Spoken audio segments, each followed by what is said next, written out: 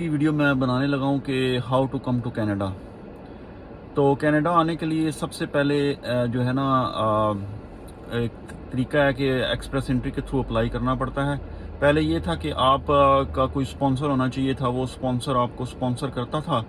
तो आपको जो है ना वो उसको साथ आपने मैनिटोबा प्रोविंशियल नॉमिनी प्रोग्राम के तहत डायरेक्ट अप्लाई करना था। बट अब जो है ना ये जो है ना जब मैं आया था 2013 में, तो ये रूल ऐसे था, ईजी था।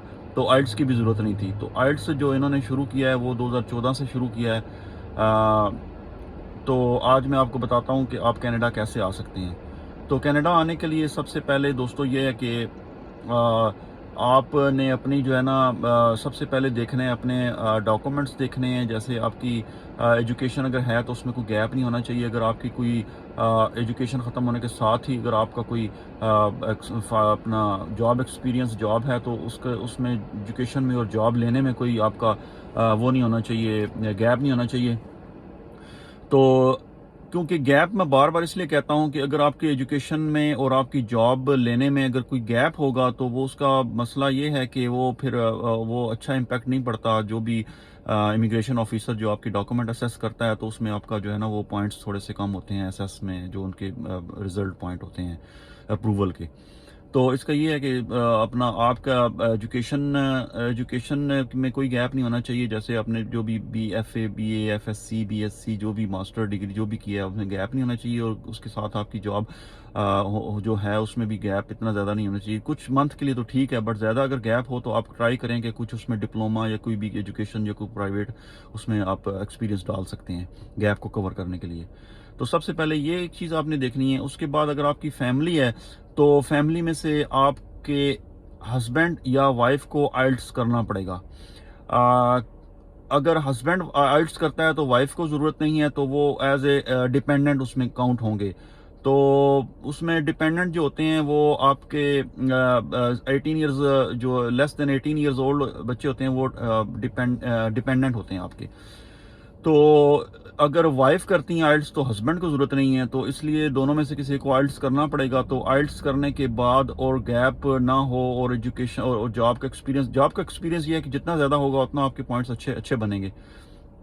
तो ये चीज़ें जब आपकी होंगी तो उसके बाद आपने देखना है कि बैंक स्टेटमेंट आपको चाहिए।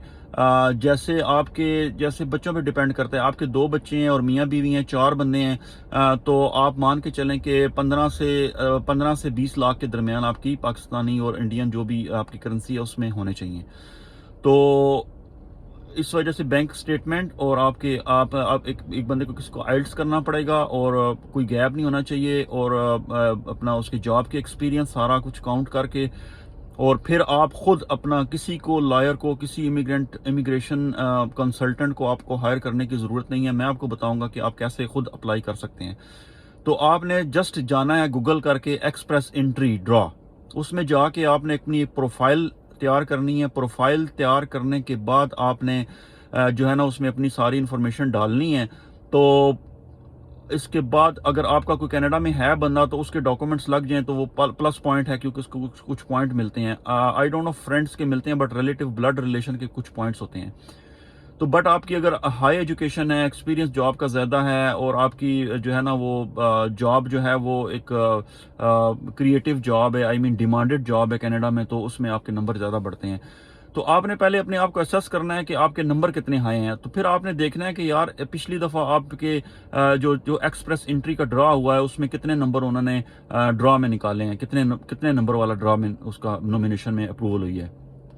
तो ये सारा आप खुद असेस करेंगे। एक्सप्रेस एंट्री में जाके आपने अपनी प्रोफाइल क्रिएट करनी है, डॉक्यूमेंट अटैच करने हैं, अपना सारा कुछ वो पूरा प्रोफाइल भर भर के आपको एक ईमेल कन्फर्मेशन की ईमेल आएगी। उसके बाद फिर इनका एक ड्रॉ होता है। वो एवरी 6 मंथ और सम टाइम अगर इनको ज़्यादा रिक्वायर्ड है तो एवरी 3 मंथ्स और 6 मंथ के अंदर अंदर होता है ड्रॉ। तो वो उस ड्रॉ में जब वो देखते हैं कि यार आपके नंबर इक्वलेंट दे रिक्वायरमेंट होते हैं तो आपका नंबर उसमें आ जाता है। अगर आप देखेंगे यार पिछले ड्रॉ में इतने इक्वलेंट नंबर थे, तो अगर आपके पूरे नहीं हो रहे तो आई डोंट रिकमेंड कि आपको अप्लाई करना चाहिए। तो अगर उसमें आपके इक्विवेलेंट नंबर हैं तो ज़रूर अप्लाई करें। अगर अप्लाई करते हैं तो उसके नंबर, इक्विवेलेंट नंबर आपके जो उनके रिक्वायर्ड नंबर हैं तो उसमें इक्विवेलेंट आपके आ जाते हैं। तो उसमें ड्रा में अगर आपका नाम आता है तो उसका मीन है कि you are eligible to apply Manitoba provincial nominee program. ये MPNP प्रोग्राम होता है। ये सारा प्रोसेस आपको बता रहा हूँ कनाडा में आने के लिए, PR लेने के लिए, परमानेंट रेजिडेंशियल कार्ड। जैसे ही आप कनाडा लैंड करेंगे, परमानेंट रेजिडेंशियल कार्ड आपका स्टेटस होगा। तो ये चीज़ें आपने करनी है। पहले एक्सप्रेस एंट्री के में अप्लाई करना है। एक्सप्रेस एंट्री में ड्रा में अप्रूवल आएगी। उसके बाद आपको उसके बाद आपका मेन जो प्रोसेस है वो MPNP अप्लाई करने का शुरू हो जाएगा। उसके बाद फिर आपने सारे डॉक्यूमेंट रेडी करके, उनके जो फॉर्म होते हैं वो फिल करके आपने ना वो जमा करवाने हैं ऑफिस में, जो भी उनको कैनेडियन ऑफिस जो भी आपके सिटी में है। तो उसमें जाके आपने जमा करवाने हैं। वो जमा करवाने के बाद इसका तकरीबन 2 से ढाई साल का प्रोसेस है। पाकिस्तान के लिए बता रहा हूँ कि वो 2 से ढाई साल का प्रोसेस है। अब जो लोग दुबई से अप्लाई करते हैं या इंडिया से अप्लाई करते हैं उनका थोड़ा सा लेस है। तो ये अप्लाई करने के बाद, MPNP के लिए डॉक्यूमेंट जमा करवाने के बाद, अप्लाई करने के बाद जब आप तो वो फिर आपको वेट करना पड़ेगा।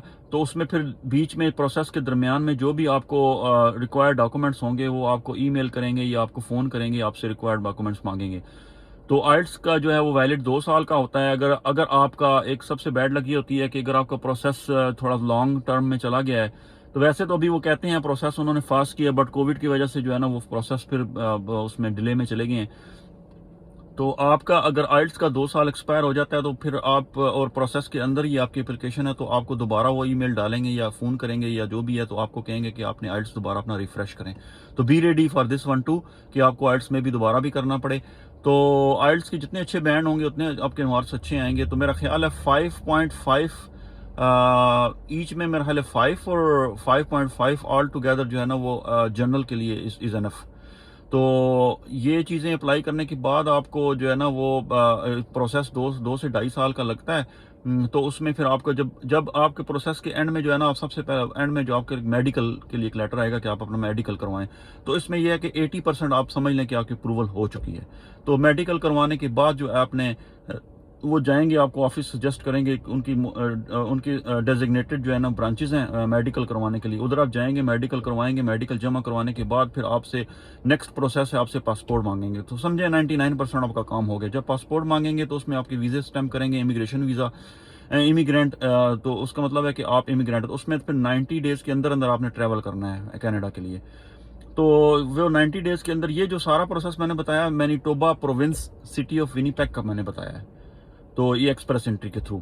तो जब आप इधर लैंड करेंगे तो आपको आते साथ आपको वो PR दे देंगे। तो PR लेने के बाद फिर आप आगे आगे प्रोसेस जो भी है, आप कनाडा आके कैसे रह सकते हैं, कैसे जॉब अप्लाई करनी है, तो कैसे हालात हैं, कैसे माहौल है, क्या क्या किधर रहना चाहिए, अपार्टमेंट लेना चाहिए, किसी के घर रहना चाहिए, जो भी है, जो मैं आपको नेक्स्ट वीडियो जो बनाऊंगा उसमें ये तफसील आपको इस बारे में ज़रूर बताऊंगा।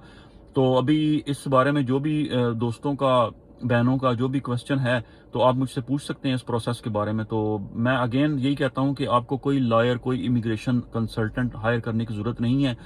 वो आपसे सिर्फ और सिर्फ पैसे लेंगे। वही काम आप घर बैठ के, इंटरनेट आपके घर लगा हो, वाईफाई लगा हो, तो आप खुद अप्लाई कर सकते हैं सारी चीज़। तो कोई मालूमात, कोई किसी किस्म की हेल्प चाहिए हो तो मुझसे ज़रूर पूछें, तो मैं आपकी ज़रूर हेल्प करूँगा। तो आई विश कि आप किसी के चक्कर में फंसने के बगैर आप खुद अपना अप्लाई करें तो वो ज़्यादा बेहतर होगा। तो चलें, इंशाल्लाह नेक्स्ट वीडियो फिर बनाऊंगा तो मैं मज़ीद और इसके आगे इसको करूँ, बताऊंगा आपको कि कैसे लाइफ है, कैसे जॉब्स हैं, जॉब्स के कौन कौन से स्कोप हैं जॉब के कनाडा में, और कौन कौन सी आके इधर कोर्सेज लेने पड़ते हैं। तो वो बाद की वीडियो बनाऊंगा। तो इंशाल्लाह अपना ख्याल रखिएगा। तो चैनल को प्रमोट करें, इंशाल्लाह शेयर करें, लाइक करें, सब्सक्राइब करें। ओके, अल्लाह हाफिज़।